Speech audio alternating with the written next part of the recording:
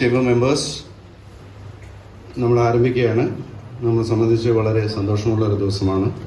Chamber is celebrating our silver jubilee. So I request Mrs. Sri Lakshmi to render the prayer, and after that we will light the Bhadra Devam.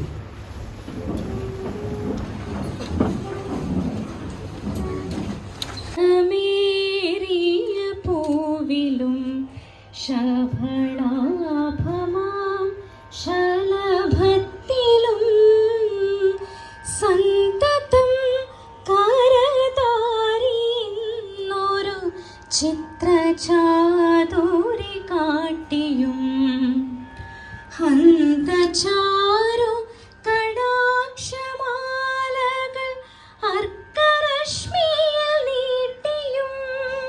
Silver Jubilee, Sri Suresh Gopi sir to light the Bhadra Devam and mark the inauguration of Silver Jubilee of Calicut Chamber of Commerce and Industry.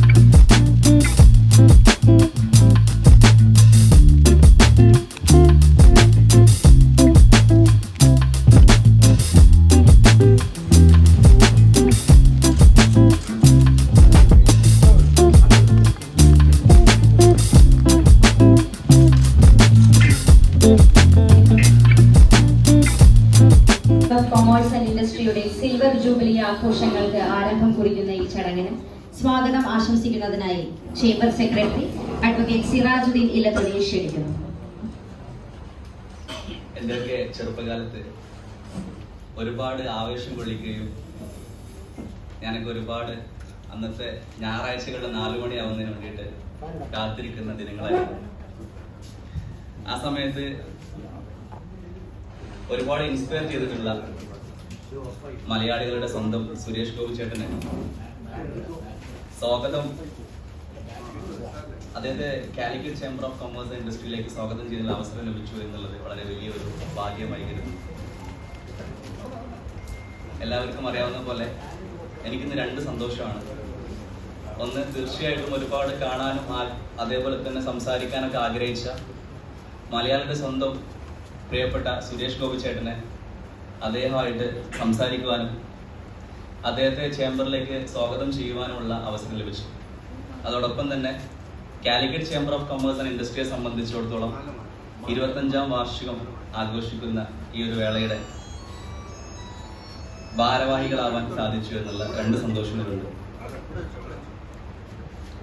Shri Suresh Gopi ചേട്ടനെ സംബന്ധിച്ചിടത്തോളം അദ്ദേഹം വെള്ളിത്തിരയിൽ മികച്ച പ്രകടനം നടത്തിയ, മലയാളികൾ ഒന്നടങ്കം കൈയടിച്ച, ഹൃദയം കൊണ്ട് സ്വീകരിച്ച വലിയൊരു നടനാണ്. അതോടൊപ്പം തന്നെ ഒരു പൊതുപ്രവർത്തകൻ എന്ന നിലയിൽ നാട്യങ്ങളില്ലാത്ത വലിയ മനസ്സിൻ്റെ ഉടമയായിട്ടുള്ള ഒരു ജനപ്രതിനിധിയും കൂടെയാണ്. എനിക്ക് പ്രത്യേകമായിട്ടും ഒരു 2 ആഴ്ചകൾക്ക് മുമ്പ് ഞാനും നമ്മുടെ മുൻ പ്രസിഡന്റ് സുബൈർ കൊളക്കാടിനും അദ്ദേഹത്തെ ഗസ്റ്റ് ഹൗസിൽ വെച്ച് കണ്ടിരുന്നു. നിരവധി വിഷയങ്ങൾ സംസാരിച്ച കൂട്ടത്തിൽ ബേപ്പൂർ പോർട്ടിന്റെ വികസനവും അതോടൊപ്പം തന്നെ ലക്ഷദ്വീപ് ബേപ്പൂർ പാസഞ്ചർ വെസൽ സർവീസിന്റെ കാര്യം അദ്ദേഹത്തിനോട് സൂചിപ്പിക്കുകയുണ്ടായി. സാധാരണ ജനപ്രതിനിധികളുമായി നമ്മൾ സംസാരിക്കാറുണ്ട്, നിവേദനം കൊടുക്കാറുണ്ട്. പക്ഷെ നമ്മുടെ അത്ഭുതപ്പെടുത്തിയ ഒരു കാര്യം, അടുത്ത മണിക്കൂറുകൾക്കുള്ളിൽ തന്നെ അതിന്റെ പ്രവർത്തനം ആരംഭിക്കുകയാണ്. അതുമായി ബന്ധപ്പെട്ട് അദ്ദേഹം കൊച്ചിൻ ഷിപ്പ്യാർഡ് CMD, അതോടൊപ്പം Lakshadweep administrator, director general of shipping, ഇങ്ങനെ അതുമായി ബന്ധപ്പെട്ട എല്ലാവരെയും അദ്ദേഹം നേരിട്ട് സംസാരിച്ചു. 1-2 മണിക്കൂറുകൾക്കുള്ളിൽ തന്നെ അതിന്റെ പ്രവർത്തനവുമായി അദ്ദേഹം അത് ഏറ്റെടുത്തു, അത് മുന്നോട്ട് കൊണ്ടുപോയി എന്ന് മാത്രമല്ല, അതിലേറെ അത്ഭുതപ്പെടുത്തിയ ഒരു കാര്യം, കഴിഞ്ഞ ദിവസം അദ്ദേഹമായിട്ട് കോഴിക്കോട് ഹോട്ടലിൽ വെച്ച് സംസാരിച്ചപ്പോൾ, രാത്രി സംസാരിച്ചപ്പോൾ അത് എന്ന് തുടങ്ങും, അതല്ലെങ്കിൽ അതിന്റെ എന്താണ് അതിന്റെ കറക്റ്റ് സ്റ്റാറ്റസ് കോ, വർഷങ്ങളായിട്ട് മെയിൻ്റെനൻസ് ഇല്ലാണ്ട് കിടന്നിരുന്ന 3 വെസൽസ് 10-ാം തീയതിക്കുള്ളിൽ അതിന്റെ മെയിൻ്റെനൻസ് പൂർത്തിയാക്കി സർവീസിന് ലഭ്യമാകും.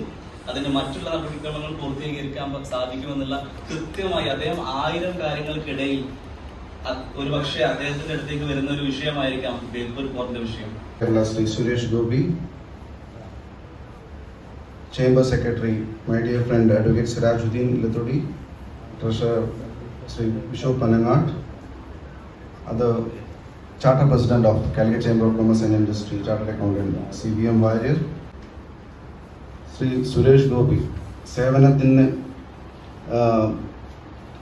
എന്നെ പലപ്പോഴും അദ്ദേഹം അത്ഭുതപ്പെടുത്തിയിട്ടുള്ളത് അദ്ദേഹത്തിൻ്റെ എതിർചേരിയിൽ നിൽക്കുന്ന ആരാണെങ്കിലും, ഏത് രാഷ്ട്രീയ പ്രവർത്തനമാണെങ്കിലും അല്ലെങ്കിൽ സിനിമാ മേഖലയിലുള്ളവരാണെങ്കിലും അവസാനം എത്തി നിൽക്കുന്നത് സേവനത്തിൻ്റെ കാര്യത്തിൽ അദ്ദേഹത്തെ കഹച്ചു വയ്ക്കാൻ ഒരാളുമില്ല. ബിക്കോസ് ഞാൻ ഓർക്കുന്നു ശ്രീ ഇന്നസെന്റ്, നമ്മുടെ കൂടെ ഇന്നില്ലാത്ത അമ്മയുടെ ഒരുപാട് വർഷത്തെ പ്രസിഡന്റായിരുന്ന ശ്രീ ഇന്നസെന്റ് സാർ പറഞ്ഞൊരു വാചകം, ശ്രീ സുരേഷ് ഗോപിയോട് അദ്ദേഹം വീട്ടിൽ കൊണ്ടുപോകാൻ വേണ്ടി എന്തെങ്കിലും സാധനം വാങ്ങിച്ച് കൊണ്ടുപോകുന്നുണ്ടെങ്കിൽ വഴിയിൽ ആരെങ്കിലും അത് ആഗ്രഹിച്ചാൽ അത് കൊടുത്തിട്ട് വീട്ടിലേക്ക് വെറും കൈയോടെ പോകുന്ന മനുഷ്യനാണ് ശ്രീ സുരേഷ് ഗോപി എന്ന് പറഞ്ഞത് ഞാൻ ഓർക്കുന്നു ഈ സമയത്ത്. അത്രമാത്രം സേവനത്തിൻ്റെ കാര്യത്തിൽ സർവീസ് എബോവ് സെൽഫ് എന്ന് നമ്മൾ പലപ്പോഴും പറയും. അത് യഥാർത്ഥത്തിൽ ജീവിതത്തിൽ പ്രാവർത്തികമാക്കിയ ഒരു വ്യക്തിത്വത്തെ ആണ് നമുക്ക് ഇന്ന് മുഖ്യാതിഥിയായി ലഭിച്ചത് എന്നുള്ളത് നമ്മളെ സംബന്ധിച്ച് ഏറ്റവും അധികം അഭിമാനമുള്ള കാര്യമാണ്. ഇന്ന് അദ്ദേഹത്തിന് മറ്റു പല പരിപാടികളുണ്ട്. വിശദമായ അധ്യക്ഷ പ്രസംഗത്തിനോട് പ്രസക്തിയില്ല. ഉദ്ഘാടന പ്രസംഗത്തിനായി ബഹുമാന്യനായ മന്ത്രി ശ്രീ സുരേഷ് ഗോപിയെ ക്ഷണിക്കുന്നു.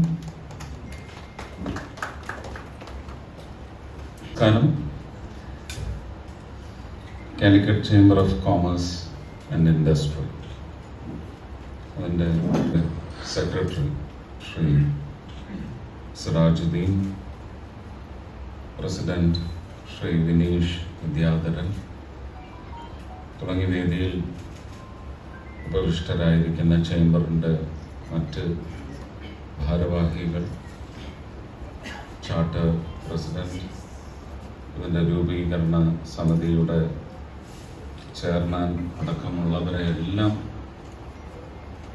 മനസ്സുകൊണ്ട് നമിച്ചുകൊണ്ട് ഈ സിൽവർ ജൂബിലി ആഘോഷങ്ങളുടെ ഒരു പരമ്പര, ഒരു വർഷം നീണ്ടു നിൽക്കുന്ന പരമ്പരകൾക്ക് തുടക്കം കുറിക്കുന്ന ഈ മുഹൂർത്തം അതിൽ പങ്കുചേരുവാനെത്തിയിട്ടുള്ള എല്ലാ സുമനസ്സുകൾക്കും സുഹൃത്തുക്കൾക്കും സഹോദരി സഹോദരങ്ങൾക്കും മാധ്യമ പ്രവർത്തകർക്കും കോഴിക്കോട് എൻ്റെ വിനീത നമസ്കാരം. ഒരു സ്ട്രീറ്റ് വെണ്ടർ ആയിരിക്കും ചിലപ്പോൾ വളരെ റെവല്യൂഷണറി ആയിട്ടുള്ള ഒരു മാർക്കറ്റിംഗ് ഐഡിയ സമൂഹത്തിലേക്ക് കൊണ്ടുവരും. അങ്ങനെയൊക്കെയുള്ള ആൾക്കാർ തന്നെയാണ് ഈ സുന്ദർ പിച്ചായിയെ പോലെയുള്ള ചിന്തകർ എന്ന് നമ്മൾ വിചാരിക്കേണ്ടത്. Technically they got educated and placed in a position where they could technically and administrationally deliver. Deliverance is most important. ആ ഡെലിവറൻസിന് വേണ്ടുന്ന കപ്പാസിറ്റിയാണ്, പൂർണ്ണമായ പ്രാപ്തിയാണ്. ആ പ്രാപ്തി നേടിയെടുക്കുന്നതിന്, പ്രാപ്തി തെളിയിക്കാൻ അവസരം കിട്ടാതെ പോയ ഒരുപാട് കണ്ണികളുണ്ട്. അത് സമൂഹത്തിൽ ഇങ്ങനെ ചിതറി കിടക്കുന്നുണ്ട്. അവരുടെ ചിന്തയെ ക്രോഡീകരിച്ച് കൊണ്ടുവന്ന് നമുക്ക് സംവിധാനങ്ങൾക്ക് ശക്തമായ സ്ഥാപനം നൽകുന്നതിന് വേണ്ടി ഒരു കൂട്ടായ്മ ഉണ്ടാകണമെങ്കിൽ ആ കൂട്ടായ്മയ്ക്ക് പേര് ചേംബർ ഓഫ് കോമേഴ്സ് എന്ന് നമുക്ക് വിളിക്കാൻ സാധിക്കും. ഞാൻ പറയുന്നത് ഇവിടെ ഇരിക്കുന്നവരെല്ലാവരും ചേംബറിൻ്റെ അഡ്മിനിസ്ട്രേഷനിൽ ഒരുപക്ഷെ നേരിട്ട് പങ്കാളിത്തമുള്ളവരാണെന്നില്ല. നമുക്ക് ഓൺടർപ്രണേഴ്സ് എന്ന് പറയുന്നത് എല്ലാം ഒരുപക്ഷെ ബിഗിനേഴ്സ് ആയിരിക്കും. അതുകൊണ്ടാണ് അവർക്ക് ഓൺടർപ്രണേഴ്സ് എന്ന പേര് തന്നെ ഇട്ടിരിക്കുന്നത്. ലെക്സിക്കൻ പരിശോധിച്ചാൽ അങ്ങനെയാണ് പറയുന്നത്. Anyone can be an entrepreneur with substance if they come, with only productivity is the positive productivity is the result of their endeavors, then they become part of the nation building process. ഇത് സാധ്യമാവും. നമുക്ക് ഒട്ടും സമയം കളയാനില്ല. നമുക്ക് എന്തെങ്കിലുമൊക്കെ സമയം പാഴായിപ്പോയി, പ്രവർത്തന രഹിതമായിരിക്കേണ്ട കാലഘട്ടമായിരുന്നു അത് എന്നൊന്നും പറഞ്ഞ് നമുക്ക് തള്ളിക്കളയാൻ സാധിക്കത്തില്ല. പ്രവർത്തന രാഹിത്യം എന്ന് പറയുന്നത് നമ്മുടെ സമൂഹത്തിൻ്റെ വളർച്ചയുടെ ക്യാൻസർ. ആ ക്യാൻസറിന് ഇനി വളരാനുള്ള ഗ്രൗണ്ട് നമ്മുടെ മുന്നിലില്ല. പിന്നിലുള്ള ആ ഗ്രൗണ്ട് പോലും നമ്മൾ ചെത്തി വൃത്തിയാക്കി അവിടെ പുഷ്പവൃഷ്ടി നടത്തും എന്ന് പറയുന്ന മനോഭാവത്തോടുകൂടി രാജ്യത്തിൻ്റെയും പ്രദേശത്തിൻ്റെയും വളർച്ച എന്ന് വിചാരിക്കും. 98 സ്ഥാപിതമാകുന്നതിന് മുമ്പ് തന്നെ എനിക്കൊന്ന് ചാത്തുണ്ണിയേട്ടൻ PV സ്വാമി കുടുംബം, അന്നത്തെ കളക്ടർ ശ്രീ അമിതാഭ് കാന്ത്, ഇവരൊക്കെ മനസ്സിൽ ഇതുപോലെ മെന്റൽ ഓർ വെർച്വൽ ഓൺടർപ്രണേഴ്സ് എന്ന് കൽപ്പിച്ച് ഒരു സ്ഥാനം ഏറ്റെടുത്തുകൊണ്ട് ഒരു ചിന്ത ജനിച്ച് അതിനുവേണ്ടി ഒരു റൺ നടത്തിയെങ്കിൽ, അതിന് മലബാർ റൺ എന്ന് പേരിട്ടെങ്കിൽ അതിൻ്റെ ഝണ്ട വാഹകനായിരുന്നു ഞാൻ. 93-ലോ മറ്റോ ആണെന്നാണ് എൻ്റെ ഓർമ്മ. അന്ന് ആ മലബാർ റൺ തുടങ്ങി വെക്കുന്നത്. മലബാർ റണ്ണിൻ്റെ ഇച്ഛ എന്തായിരുന്നു, അതിൻ്റെ ഫലസമാപ്തി എന്തായിരുന്നു, ആ ഫലസമാപ്തിക്ക് തുടക്കം കുറിക്കാൻ സാധിച്ചെങ്കിലും അതിൻ്റെ ഗതി ഇന്നെന്താണ്? ഞാൻ കോഴിക്കോട് എയർപോർട്ടിനെ സംബന്ധിച്ചാണ് പറയുന്നത്. അപ്പോൾ താത്വികമായി തന്നെ നമുക്ക് കോഴിക്കോട് എയർപോർട്ടിന്റെ ഒരു പുനഃസ്ഥാപനം എന്ന് പറയുന്നതാണ് ഇന്ന് ചേംബറിന്റെയും കോഴിക്കോട് നിവാസികളുടെയും കേരളത്തിന്റെ എക്കോണമിയെ സംബന്ധിച്ച് കോഴിക്കോട് എയർപോർട്ടിനൊരു വലിയ പങ്ക് വഹിക്കാനുണ്ടെങ്കിൽ ആ പങ്ക് വഹിക്കുന്നതിനുള്ള പുതിയൊരു സ്റ്റേറ്റസിലേക്ക് നിങ്ങളുടെ പ്രവർത്തനം എന്ന് പറയുന്നത്, നേരത്തെ പറഞ്ഞ ഒരു സ്വേച്ഛ സ്വാർത്ഥ വിചാരവുമില്ലാതെ അത് ഒരു നാഷണൽ ഫങ്ഷണറി ആയിട്ട് കൊണ്ടുവരുന്നതിന് വേണ്ടുന്ന എല്ലാ സംശുദ്ധമായ അന്തരീക്ഷങ്ങളും ഒരുക്കപ്പെടണം എന്ന് ഞാൻ പറയുമ്പോൾ അതിൻ്റെ എക്കണോമെട്രിക്സ് ആയാലും ശരി തന്നെ, എല്ലാ കാര്യങ്ങളും വളരെ ശ്രദ്ധാപൂർവം ചിന്തിച്ചാലോചിച്ച് ഇത് രാജ്യത്തിന് വേണ്ടി മാത്രമായിരിക്കുമെന്ന് പറയുന്ന ചിന്തയോടെ ഈ പ്രാദേശിക സ്തൂപം നല്ല ഉയർന്ന നിലയിലേക്ക് ഉയർത്തിക്കൊണ്ടുവരുന്നതിനുള്ള പ്രവർത്തനം ചേംബർ കാഴ്ചവെച്ചാൽ തീർച്ചയായിട്ടും അതിനെ പിന്തുണയ്ക്കുന്നതിന് വേണ്ടി കേന്ദ്രത്തിലും കേന്ദ്ര ഭരണത്തിൻ്റെ കൂടെ ഞാനും ഉണ്ടാകും എന്ന് മാത്രം. ഇത് മാത്രമേ കഴിഞ്ഞ ഒരു 2 ആഴ്ചയ്ക്ക് മുമ്പ് ഒരു ചെറിയ സന്ദർശനവും ഒരു ചർച്ചയ്ക്കും ഇടയ്ക്ക് ഞാൻ ഇപ്പോഴും ഓർക്കുന്നു. ആ ചർച്ച കഴിഞ്ഞ് പുറത്ത് വന്നപ്പോൾ, ഈ പേര് പറയുന്നില്ല, നിങ്ങളുടെ അംഗമാണ്, വലിയ വ്യവസായിയുമാണ്, അദ്ദേഹം വന്ന് കാതിൽ പറഞ്ഞത് നമ്മൾ എല്ലാ കാര്യങ്ങളും നോക്കാം, ശ്രമിക്കാം എന്ന് പറഞ്ഞ് ഒന്ന് ഒഴിവാക്കണം, ഇല്ല എന്ന് പറയല്ലേ. ഞാനത് ശീലിച്ചിട്ടില്ല. ഞാൻ run of the mill kind of a politician. That is not what I am. അതൊരു സുഖിപ്പിക്കലാണെന്നൊന്നും ഞാൻ പുച്ഛത്തോടെ തള്ളുന്നില്ല.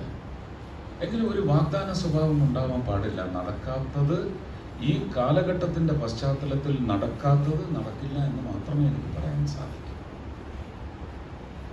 നടക്കാൻ ഒരു സാധ്യതയുമില്ലാത്ത ഒരു കാര്യം മറ്റേതെങ്കിലും മാർഗത്തിലൂടെ നടപ്പിലാക്കി എടുത്താൽ അത് സമൂഹത്തിന് നന്മയുള്ള ഒരു പ്രവർത്തനമായി ഉയർന്നു വരികയുമില്ല. അത് ഭാവിയിൽ ചിലപ്പോൾ വലിയൊരു അപകടകരമായ സ്ഥാപനമായി മാറാം.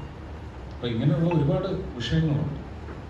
കോഴിക്കോട് എയർപോർട്ടിൻ്റെ എയർ സ്ട്രിപ്പിനെ സംബന്ധിച്ചും അവിടുത്തെ ഒരു ടെറസ്ട്രിയൽ കണ്ടീഷനിങ് അല്ല പ്രശ്നം. ശരിക്കും റണ്ണ് എന്ന് പറയുന്നത് വിഡ്ത്തും അതിൻ്റെ ലെങ്തും അതിൻ്റെ സേഫ്റ്റി പാരാമീറ്റേഴ്സും എല്ലാം കീപ്പ് ചെയ്യണം. ഒരുപക്ഷെ അത് അവിടെ സ്ഥാപിക്കാൻ പാടില്ലായിരുന്നു എന്ന് ചോദിച്ചാൽ ഞാൻ ചിലപ്പോൾ അങ്ങനെ ചോദിക്കുന്നവരുടെ കൂടെ നിന്നത്. അത്രേ എനിക്ക് തൽക്കാലം പറയാൻ പറ്റും. ടേബിൾ ടോപ്പ് എന്ന് പറയുന്ന ഒരു അസാധ്യമായ പ്രതിഭാസമൊന്നുമല്ല. ലോകത്ത് 100 കണക്കിന് ടേബിൾ ടോപ്പാണ്. നിങ്ങൾ നോർത്ത് ഈസ്റ്റിലേക്ക് ചെന്ന് പല എയർപോർട്ടുകളും നോക്കും. പക്ഷെ അതിൻ്റെ സേഫ്റ്റി സ്റ്റാൻഡേർഡ്സ് ആദ്യം സെറ്റ് ചെയ്ത് കറക്റ്റബിൾ എന്ന് പറയുന്ന ഒരു ടാഗിലേക്ക് കൊണ്ടുവന്നതിന് ശേഷമാണ് അത് സ്ഥാപിച്ചത്. ഇത് കുറച്ച് വ്യഗ്രത കൂടിപ്പോയോ എന്ന് എനിക്കൊരു ചെറിയ സംശയമുണ്ട്. കോഴിക്കോടിൻ്റെ ജില്ലയിൽ തന്നെ ഒരുപക്ഷെ വയനാടിന് കൂടി പ്രയോജനപ്രദമാകുന്ന ചില പ്രദേശങ്ങൾ അന്ന് കണ്ടെത്തിയില്ല. ഇന്ന് ആ പ്രദേശങ്ങൾ ഈ എയർപോർട്ടിന് വേണ്ടി തുടിപ്പോടെ കാത്തിരിക്കുന്നു എന്ന് പറഞ്ഞാൽ അവരെ നമുക്ക് നിഷേധിക്കാനും നോക്കാം. ബേപ്പൂർ പോർട്ട് എന്ന് പറയുന്നത് അതിന്റെ പുനഃസ്ഥാപനമൊന്നും ആവശ്യമില്ല എന്നാണ് എനിക്ക് തോന്നുന്നത്. അത് സ്ഥാപിതമാണ്, അതിനൊരു സതുദ്ദേശവുമുണ്ട്. അതിലെന്തെങ്കിലും ദുരുദ്ദേശങ്ങളൊക്കെ കലർന്നിട്ടുണ്ടെങ്കിൽ അതിൻ്റെ ചില ബാക്കി പത്രങ്ങളോ വേദന പാടുകളോ ഒക്കെ ഉണ്ടെങ്കിൽ അതെല്ലാം നിവാരണം ചെയ്ത് ഞാൻ നേരത്തെ പറഞ്ഞ സേഫ് ഓപ്പറേഷനബിൾ ഏരിയ എന്ന നിലയ്ക്ക് അത് വളർത്തിയെടുക്കുവാൻ സാധിക്കുകയാണെങ്കിൽ തീർച്ചയായിട്ടും ബേപ്പൂർ ഇതിനു മുമ്പുണ്ടായിരുന്നതിനേക്കാൾ ഭംഗിയായ രീതിയിൽ ലക്ഷദ്വീപ് ഇന്ന് അഭിമുഖീകരിക്കുന്ന വിവിധങ്ങളായ പ്രശ്നങ്ങളുണ്ട്. അവിടുത്തെ മനുഷ്യരാണ്, അവർക്കും നമ്മളുടേതുപോലെ തന്നെ സൗഖ്യമായ ജീവിതം അതിനുള്ള ചുറ്റുപാടുകളും ഉണ്ടാവും. അതിന് ടൂറിസം മേഖലയിൽ അവിടെ മുന്നോട്ട് നമ്മൾ വയ്ക്കുന്ന ഒരുപാട് കാഴ്ചപ്പാടുകളുണ്ട്.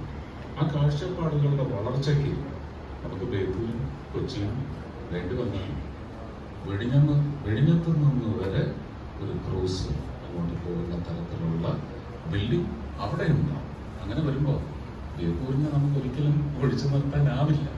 പക്ഷെ ഈ പറയുന്ന ട്രാൻസാക്ഷണബിൾ കണ്ടീഷൻസ് കുറച്ചുകൂടി നമുക്ക് കണ്ടിൻജന്റിൻ്റെ ഒക്കെ ഒരു ഇഫക്റ്റീവ് പ്ലേസ്മെന്റ് അവിടെ സാധ്യമായി വരുമ്പോൾ മറ്റൊരു മാനദണ്ഡങ്ങളും അതിനെ കുറുകെ വരാൻ പാടില്ല എന്നുള്ളത് ഞാൻ അതിൻ്റെ വിശദാംശങ്ങളൊക്കെ ഇവിടെ പറഞ്ഞിട്ടുണ്ട്.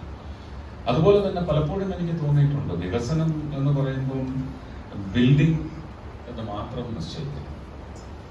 നമുക്ക് ആവാസ വ്യവസ്ഥിതി എന്നൊരു പക്ഷേ അതിൽ മൃഗങ്ങളുടെയും പക്ഷികളുടെയും മരങ്ങളുടെയും മണ്ണിൻ്റെയും മാത്രം അല്ല ആവാസ വ്യവസ്ഥ, ഒരു പൗരൻ്റെയും. അപ്പോൾ ഒരു സിറ്റിയിലെ ജീവിതം എന്ന് പറയുന്നതിൽ നിന്ന് അവിടുത്തെ ജീവനുകളെ എല്ലാം അതിൻ്റെ പെരിഫറിയിലേക്ക് തള്ളിയിട്ട് വെറും കോൺക്രീറ്റും കമ്പിയും കൊണ്ടുള്ള പട്ടണ വികസനം എന്ന് പറയുന്നത് ഒരു ഹെൽത്തി ഗ്രോത്ത് കോൺസെപ്റ്റാണ്.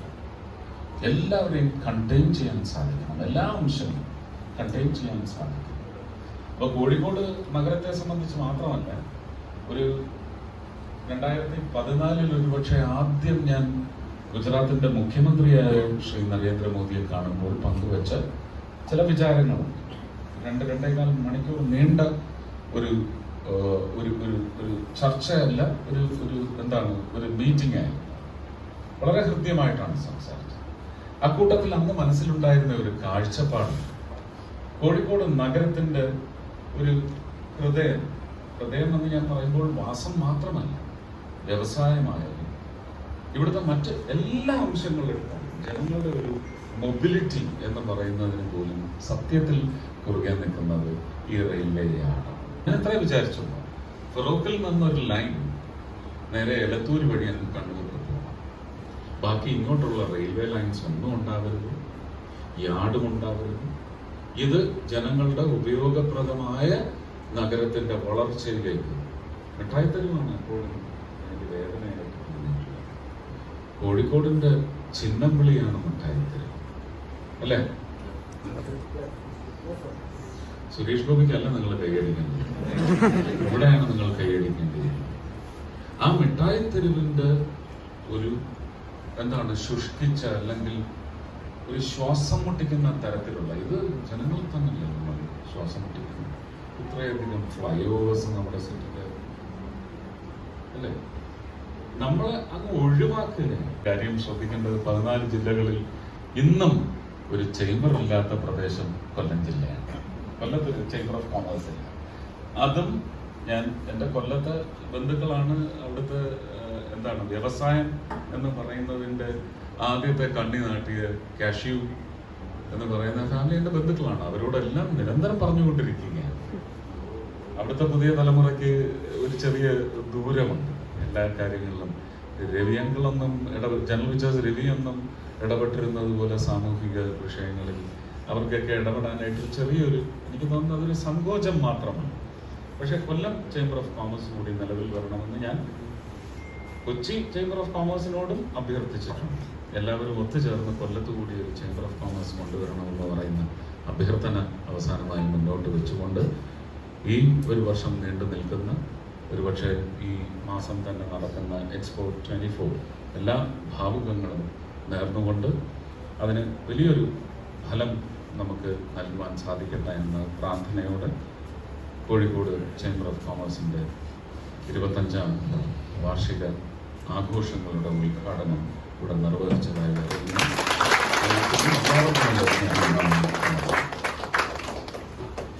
വളരെ നന്ദി സർ. ആക്ച്വലി ഒരു അർബൻ പ്ലാനർ എന്നുള്ള നിലയ്ക്ക് എനിക്ക് പോലും വളരെയധികം ഇൻസൈറ്റ്സ് ആണ് നമ്മുടെ ചീഫ് ഗസ്റ്റ് ബഹുമാന്യ മന്ത്രി ഇന്ന് നൽകിയിട്ടുള്ളത്. ഞങ്ങൾക്ക് ഒരു റിക്വസ്റ്റ് ആണുള്ളത്. ആദ്യമായിട്ട് കോഴിക്കോട് മാത്രം സ്മാർട്ട് സിറ്റി പദ്ധതിയിൽ ഉൾപ്പെട്ടിട്ടില്ല. തിരുവനന്തപുരവും കൊച്ചിയും സ്മാർട്ട് സിറ്റി പദ്ധതിയിലുണ്ട്.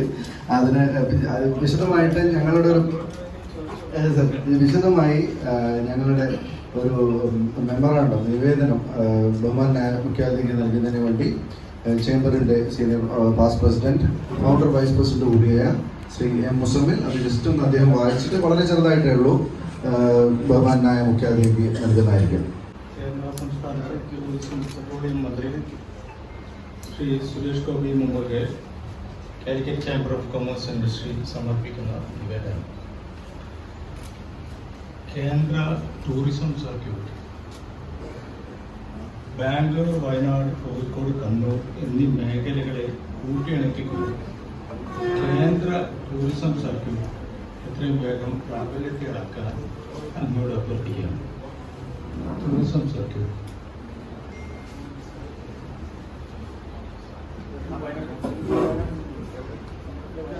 അല്ല, ഇവിടെ വന്നിട്ടില്ല.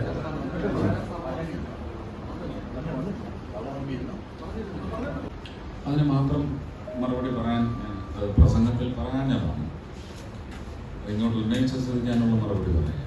ഇപ്പോൾ നമുക്കൊരു നൈറ്റ് ട്രാവൽ ബാൻ ഉണ്ട്. എത്ര വർഷമായി തുടങ്ങിയിട്ട്? ഇതിനിടയ്ക്ക് രാഷ്ട്രീയപരമായി തന്നെ എൻ്റെ ചോദ്യം ഞാൻ ഉന്നയിക്കുക. ആരൊക്കെ ഭരിച്ചു? അവിടെ ആരൊക്കെ ഭരിച്ചു? ഇവിടെ ആരൊക്കെ ഭരിച്ചു? തമിഴ്നാട്ടിലും കേരളത്തിലും ആരൊക്കെ ഭരിച്ചു? മുല്ലപ്പെരിയാർ വിഷയത്തിൽ ഇടപെടാൻ. ഇതെല്ലാം ഒരു മോദി മാത്രം അല്ലെങ്കിൽ BJP മാത്രം കേന്ദ്രത്തിൽ ഭരണത്തിൽ വരുമ്പോൾ നേരെയാക്കേണ്ട വിഷയമാണെന്ന് പറയുന്ന ചിന്താഗതി അരാഷ്ട്രീയ ചിന്താഗതിയാണെങ്കിൽ ഞാനത് സ്വീകരിക്കും. അല്ല, അതൊരു ദുഷ്ട രാഷ്ട്രീയ ചിന്താഗതി. നമ്മൾ സുപ്രീം കോടതിയുടെ ഡിക്റ്റാറ്റ് എന്ന് പറയുന്നത് അനുസരിക്കാൻ ബാധ്യതപ്പെട്ടവരാണ്. സുപ്രീം കോടതി അങ്ങനെ ഒരു നിശ്ചയം എടുത്തിട്ടുണ്ടെങ്കിൽ, ഒരു കമ്മീഷനെ അത് ഏൽപ്പിച്ചിട്ടുണ്ടെങ്കിൽ ഇന്ത്യൻ പ്രധാനമന്ത്രിക്കല്ല ആർക്കും അതിനെ നേടാൻ സാധിക്കും. നിയമപരമായിട്ട് നിങ്ങൾക്ക് ഇവിടെ പല വാദങ്ങളും മുന്നോട്ട് വയ്ക്കാം. അതെല്ലാം will go heard, but it won't seem like it was heard. കാരണം അവരത് വളരെ വളരെ ശാസ്ത്രീയമായി തന്നെ പരിശോധിച്ച് സുപ്രീം കോടതിയെ അറിയിച്ചുകൊണ്ടിരിക്കും. നമുക്കത് ഒന്നും സംഭവിക്കില്ല എന്ന് അവർ പറയുന്നത് വിശ്വസിക്കേണ്ടി വരും. ഇപ്പൊ സംഭവിക്കുമെന്ന് പറയുന്ന പക്ഷത്തെയും വിശ്വസിക്കേണ്ടി വരും. ഒരു അങ്കലാപ്പിൽ മുന്നോട്ടുള്ള ജീവിതം മുന്നോട്ട് കൊണ്ടുവരും. അതാണ് അവിടെ സംഭവിച്ചിരിക്കുന്നത്. ഇവിടുത്തത് വ്യവസായത്തെ സംബന്ധിച്ച് ഒരുപക്ഷെ കോഴിക്കോടിന്റെയും വയനാടിന്റെയും മാത്രമല്ല, ടൂറിസത്തെ വളരെയധികം ബാധിക്കുന്നുണ്ട് ഈ ഒരു നൈറ്റ് ട്രാവൽ ബാൻ എന്ന് പറയുന്നത്. അതിനകത്ത് ഏതൊക്കെ രാഷ്ട്രീയ ഭരണമാണ് അതിന് എതിരെ നിൽക്കുന്നതെന്ന് ഇപ്പോഴും നമുക്ക് കണ്ടെത്താൻ ഒരു സ്കാനറിന് സാധിച്ചു. കാരണം നമ്മൾ പല തരത്തിലുള്ള പെർമ്യൂട്ടേഷൻ കോമ്പിനേഷൻസും നമ്മൾ രാഷ്ട്രീയ ഭരണ സംവിധാനത്തിൽ കണ്ടുവരും. ഇല്ല, ഇവിടെ കോൺഗ്രസ് ഭരിച്ചപ്പോൾ അവിടെ കോൺഗ്രസ് ഉണ്ടായിരുന്നു. ഇവിടെ മാർക്സിസ്റ്റ് ഭരിക്കുമ്പോൾ അവരുടെ കൂടെ ഒരു പോക്കറ്റിനകത്ത് തന്നെ ജീവിക്കുന്ന കോൺഗ്രസ് ഉണ്ടായിരുന്നു. എതിർത്ത് നിന്ന് BJP ഉണ്ടായിരുന്നു. BJP ഒരു സംവിധാനമായിട്ട് മുന്നോട്ട് വരാൻ ഒന്ന് ആഞ്ഞപ്പോൾ അവിടെ ഉണ്ടായിരുന്ന കോൺഗ്രസ് സംവിധാനം അവിടുത്തെ ജനങ്ങളെ ഇളക്കി വിട്ടില്ല, സാധിക്കില്ല എന്ന് പറഞ്ഞൊരു ഒരു വാർ ഫ്രണ്ട് ക്രിയേറ്റ് ചെയ്തു. ഒന്നും നമുക്കറിയത്തില്ല. ഒരു വ്യക്തി എന്ന നിലയ്ക്ക്, ഒരു മന്ത്രി എന്ന നിലയ്ക്കല്ല സംസാരിക്കുന്നത്. ഇത് സാധ്യമാണ്. അപ്പൊ 4 ദിവസം മുമ്പ് നാഷണൽ ഹൈവേസിന്റെ കോൺഫറൻസ് ഉണ്ടായിരുന്നു. ശ്രീ നിതിൻ ഗഡ്കരിജിയാണ് ഹെഡ് ചെയ്തത്. അദ്ദേഹത്തിന്റെ മോയസം ഉണ്ടായിരുന്നു. എന്നെയും ക്ഷണിച്ചു. ഞങ്ങൾ 3 പേരും ഇരുന്ന് ചർച്ച ചെയ്ത് കേരളത്തിലെ നാഷണൽ ഹൈവേ ബിൽഡിങ്ങിന്റെ എല്ലാ പാർട്ടിക്കിൾസും ഉണ്ടായിരുന്നു. ഏതാണ്ട് 250-300 പേരുണ്ടായിരുന്നു ആ കോൺഫറൻസ്. അവിടെ വെച്ച് ഈ വിഷയം നിതിൻ ഗഡ്കരിജിയോട് ഉന്നയിച്ചതിന്റെ പശ്ചാത്തലത്തിൽ സാധ്യമല്ല, അത് കർണാടക സർക്കാർ അനുവദിക്കില്ല എന്ന് പറഞ്ഞെടുത്തു. ഒരു ഓവർഹെഡ് റോഡ് 16 കിലോമീറ്റർ ലോങ് സാധിക്കുമോ എന്ന് ചോദിച്ചിട്ടുണ്ട്. സുൽത്താൻ ബത്തേരിക്ക് അപ്പുറം ഇന്ന് എവിടെയാണോ നൈറ്റ് ഹോൾട്ട് ഉണ്ടായിരിക്കുന്നത് അവിടെ മുതൽ ബന്ദിപ്പൂർ വഴി അങ്ങേ കരയ്ക്കൽ ചെന്ന് എവിടെയാണ് നൈറ്റ് ഹോൾട്ട് നിശ്ചയിച്ചിരിക്കുന്നത് 16 കിലോമീറ്ററാണ് ദൂരം. ആനിമൽ അണ്ടർപാസസ് ഉള്ള ഒരു ഓവർഹെഡ് റോഡ് പണിയാനുള്ള സാധ്യതയുണ്ടോ എന്ന് ചോദിച്ചിട്ട് ഇല്ല എന്നാണ് പറഞ്ഞത്. ഒരു പ്രീസിഡന്റ് ഞാൻ സൂചിപ്പിച്ചിട്ടുണ്ട്. Pench national park in Maharashtra, in Nagpur, Nitin ഗഡ്കരിജിയുടെ മണ്ഡലത്തിലാണ്. അത് അദ്ദേഹത്തോട് സൂചിപ്പിച്ചു. It is overhead road measuring to 16.1 kilometre. നമ്മൾ ചോദിക്കുന്ന 16 കിലോമീറ്റേഴ്സ് ഞാൻ ആവശ്യപ്പെട്ടു.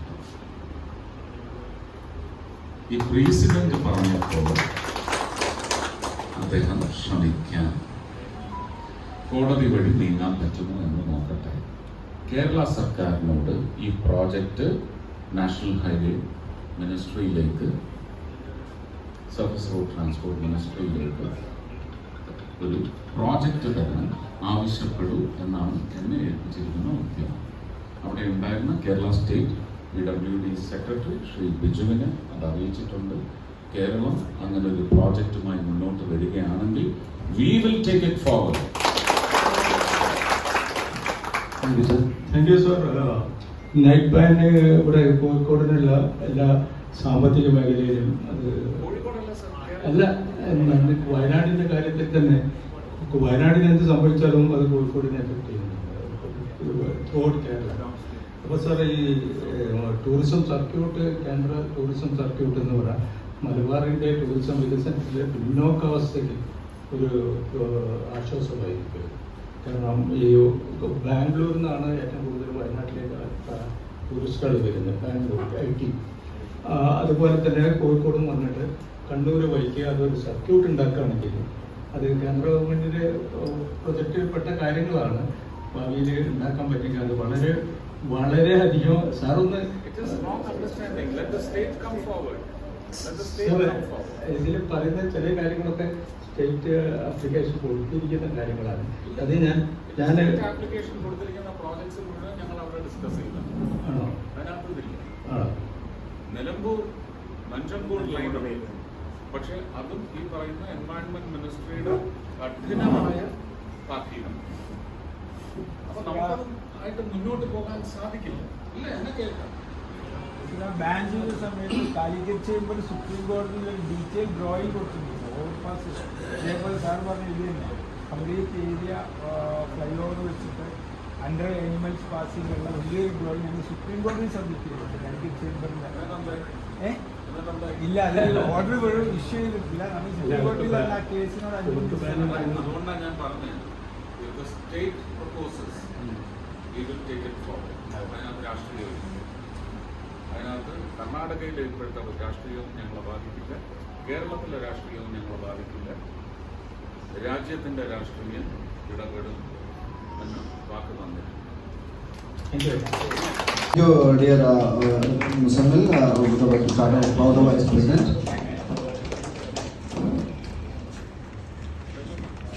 എല്ലാവരും കൈവച്ചു. നിവേദനത്തിലാണ്. മുഖ്യാതിഥി ബഹുമാന്യ കേന്ദ്രമന്ത്രിയെ ആദരിക്കുന്നു. അതിനുവേണ്ടി ചേംബറിന്റെ ഈ ഭൗതിക സാഹചര്യങ്ങൾ ഒരുക്കുന്നതിൽ ഏറ്റവും പ്രധാന പങ്ക് വഹിച്ചത് എൻ്റെ പ്രിയ സുഹൃത്ത് സുബേർ കൊളക്കാരൻ പ്രസിഡന്റായിരുന്ന കാലഘട്ടത്തിലാണ്. അദ്ദേഹത്തെ ബഹുമാന്യ മന്ത്രിയെ ആദരിക്കുന്നതിന് വേണ്ടി ക്ഷണിക്കുന്നു. Karnataka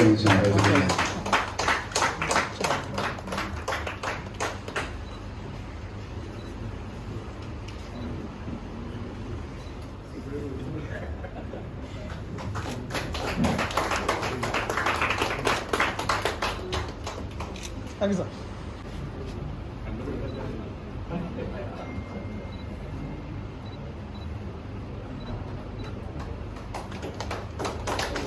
Thank you, sir.